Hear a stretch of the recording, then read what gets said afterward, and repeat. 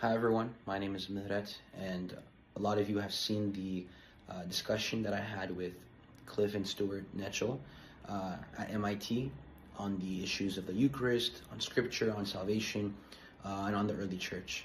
And I want to first start off by saying that I really deeply appreciate from my heart the support that I've been receiving from a lot of you, from Oriental Orthodox, Eastern Orthodox, Roman Catholics, High Church Protestants. All of you, a number of you, have sent your support and expressed your understanding of how important these topics are. And so I really do want to thank all of you from the bottom of your heart.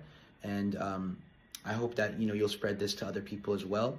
And, I do want to kind of give some context. When I went to MIT to speak with Cliff, there was no agenda. In fact, I'll say this, I very much appreciate what Cliff and Stuart are doing in the sense of bringing people out of utter disbelief, out of atheism, out of, other different religions. But what I would venture to say is that the issues that were raised in that video between me and Stuart and Cliff are not secondary issues. They're issues that profoundly affect our understanding of the gospel, of salvation, of Christ, and of Christianity as a whole.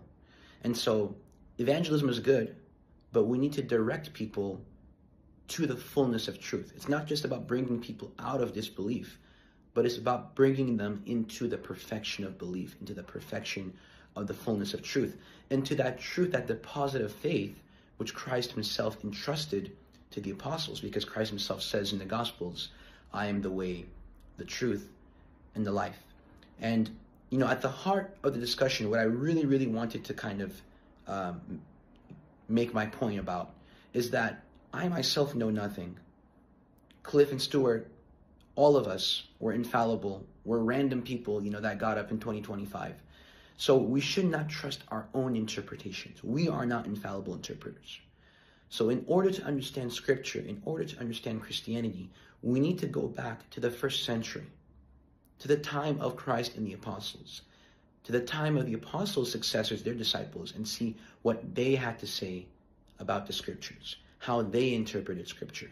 We need to look at the early church who in fact compiled the New Testament as we know it, and see what they had to say about these matters. We can't say that Scripture is infallible, but then dismiss the church that compiled and gave to us this canon of infallible books, of infallible texts.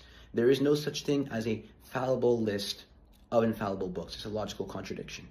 So rather than fall into pride, into rationalism and empiricism, rather we should humbly do our own research. And this is the plea that I'm extending to all of you that may be wrestling with the topics that I raised in that discussion.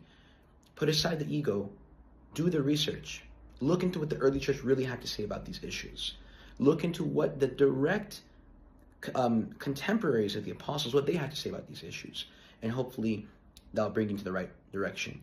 And so I kind of wanted to finish out by saying, me and my co-host Ada, we have a podcast together called The Burning Bush. You can find us on YouTube, on Instagram. Hopefully you'll give us a follow. We have a lot of interesting videos that we're making and that we've already made, doing deep dives into Scripture, into a lot of these really, really important concepts. We actually finished recently a series on worship. So if you're curious about understanding how worship functioned in the Bible and in the early church, make sure to check out our videos. Thank you all. And lastly, I want to add, I am a sinful servant. And so I want to ask all of you to pray for me. Pray that I don't get in the way of my service to Christ. And I hope all of you will make sure to spread this to your friends, to all those around you, your coworkers, your family, so we can get that message out. God bless.